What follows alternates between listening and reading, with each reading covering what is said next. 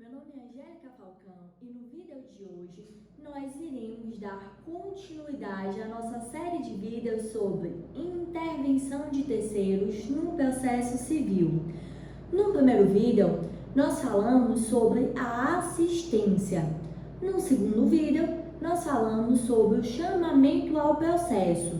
E hoje nós iremos falar sobre denunciação à lide. Só recapitulando, o Instituto da Intervenção de Terceiros é aquele que fala acerca da possibilidade de um terceiro que não faz parte originalmente do processo integrar essa relação processual. Lembrando também que a intervenção de terceiro, falando de forma genérica, ela pode acontecer de diversas formas. Pode ser de forma provocada, quando existe o requerimento, ou do autor, ou pode ser também do réu. A intervenção de terceiros, ela pode acontecer de forma espontânea e tem sempre a finalidade de trazer aquele terceiro estranho à lide para integrar a relação processual. Hoje, especificamente, a gente vai falar da denunciação à lide. Então, já pega o caderno, eu também já estou aqui com as minhas anotações, porque juntos nós iremos estudar e entender como funciona essa espécie de intervenção. Conceituando a denunciação à lide, o conceito é muito importante, ela visa imputar o cumprimento de uma obrigação a quem se responsabilizou por ela através de contrato ou a quem é responsável pelo cumprimento dessa obrigação através da lei. Falando dessa forma, fica um pouco abstrato, mas já a gente vai entender, desmistificar isso através do exemplo. A denunciação à lide, ela é espécie de intervenção de terceiros provocada, o que significa dizer que só cabe denunciação à lide quando existe provocação, requerimento. E esse requerimento, ele pode ser feito através do autor ou através do réu. Quando o requerimento de denunciação à lide, ele é feito pelo autor, visa assegurar o cumprimento daquela obrigação que está sendo pleiteada através do processo. Quando a denunciação à lide ela é feita por requerimento do réu, visa antecipar, assegurar o direito a uma ação de regresso. E já trazendo algumas características da denunciação à lide, a gente tem que se trata de uma ação de regresso antecipada. Inclusive, é o conceito trazido pelo professor Fred Didier Júnior. A denunciação à lide, quando feita pelo réu, tem essa finalidade de antecipar uma futura ação de regresso, e isso se dá em razão do princípio da economia processual. Já vou exemplificar para isso sair do plano abstrato e ficar mais claro, para a gente conseguir visualizar como é que acontece na prática. Um exemplo muito comum de denunciação à lide é quando existe um seguro, nos casos de seguro. Vamos supor que João, andando no seu veículo, colige um carro de Pedro. João tem um seguro com cobertura para acidentes. Pedro aciona João e nesse processo judicial ele requer os prejuízos que foram ocasionados. Ele requer uma indenização por danos materiais para que pague os prejuízos ocasionados com a batida. João, por sua vez, ele tem um seguro e essa seguradora se comprometeu, através de um contrato, a arcar com qualquer prejuízo que seja oriundo de um acidente, justamente o caso do processo. Claro, João ele podia responder essa ação judicial e depois do processo, depois do pagamento dos prejuízos, ele podia iniciar uma ação de regresso contra a seguradora, requerendo o ressarcimento do valor que foi pago. Então, para quem ainda não estudou a ação de regresso, a gente já antecipa o conceito. É a busca de um ressarcimento. No entanto, João, em razão da economia processual e justamente de antecipar esse direito que seria exercido no futuro, ele pode requerer a denunciação da lide à seguradora. Então, é como se ele dissesse no processo o seguinte: olha, juiz, a responsável de fato é a seguradora. Então, por que eu vou esperar o processo ser finalizado, depois iniciar um novo processo, uma nova ação de conhecimento, esperar tanto tempo se eu já posso me antecipar e resolver tudo isso em um mesmo processo? É justamente para isso que serve a denunciação à lide. Então, já notem que é espécie de ação de regresso antecipada. E mais uma característica importante para a razão de existir da denunciação à lide é a seguinte: é que essa sentença ela só pode ser oposta, só pode ser exigida em face de quem participou da relação processual. E nesse momento você já deve estar se perguntando: então, isso significa que com sentença eu já posso exigir o cumprimento da obrigação? E a resposta é não. A denunciação à lide, isso a gente já vai ver quando estudar o procedimento, mas a denunciação à lide, ela tem natureza de ação incidental, o que significa dizer que ela é processada e julgada em autos apartados. É como se fosse um processo correndo simultaneamente. Então, a denunciação à lide, ela só é julgada após o julgamento do processo principal. Com isso, a gente tem duas relações processuais em um mesmo processo, entre autor e réu e entre denunciante e denunciado. Agora, a gente vai verificar as hipóteses de cabimento da denunciação à lide.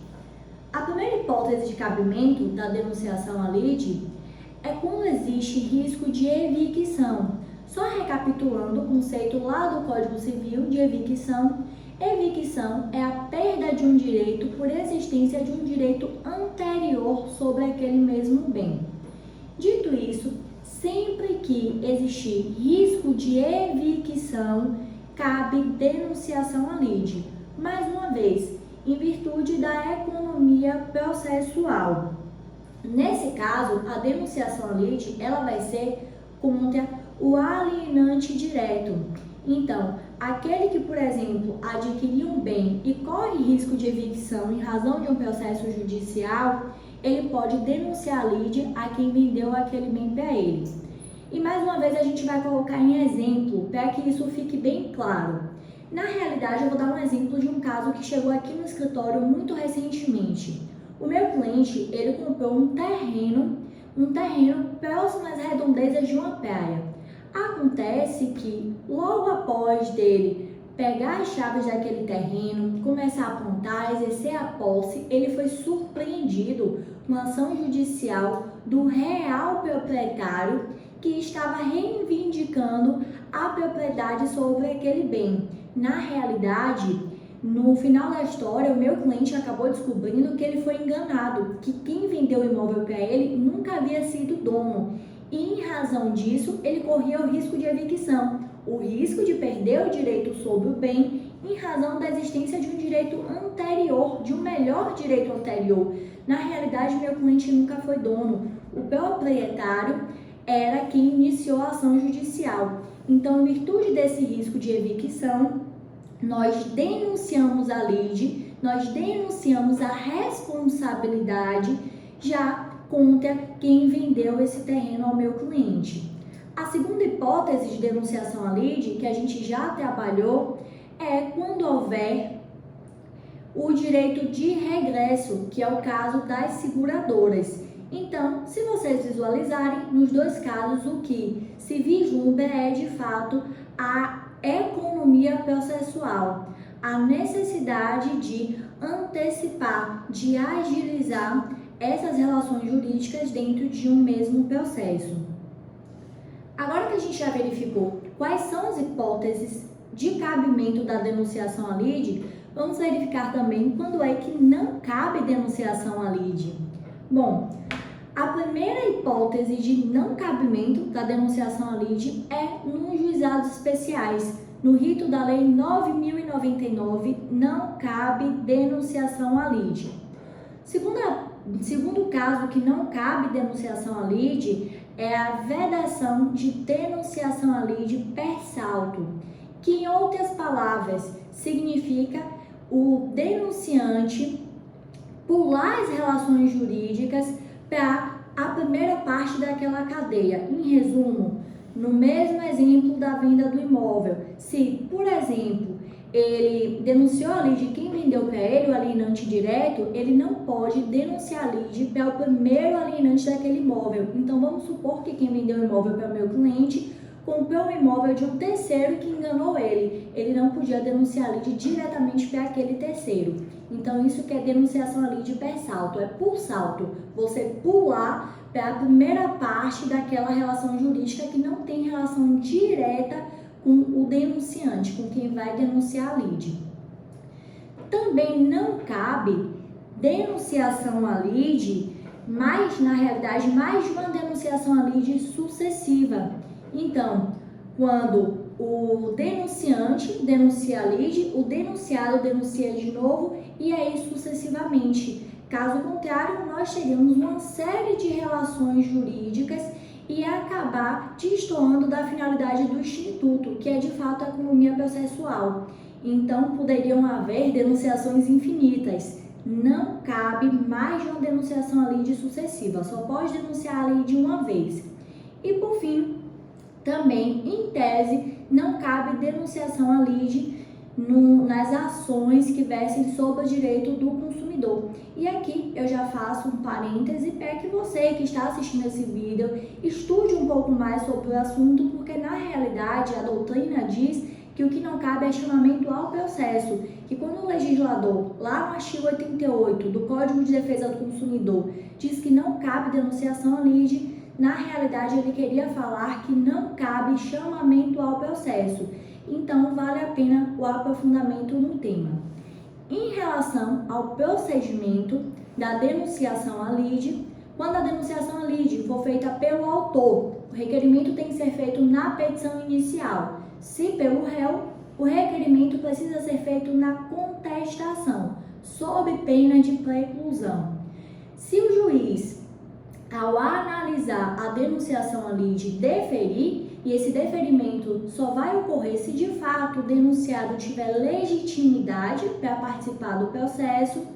Esse processo ele vai ser processado e julgado, como a gente já expôs, ele vai ser processado e julgado em autos apartados, porque esse processo ele segue como um processo incidental. Então é esse o procedimento da denunciação à lide, são esses os apontamentos acerca do Instituto. Já se inscreve no canal, deixa o seu comentário e no próximo vídeo nós nos encontramos novamente para trabalhar as hipóteses de intervenção de terceiro no processo civil. Um forte abraço e até o próximo vídeo.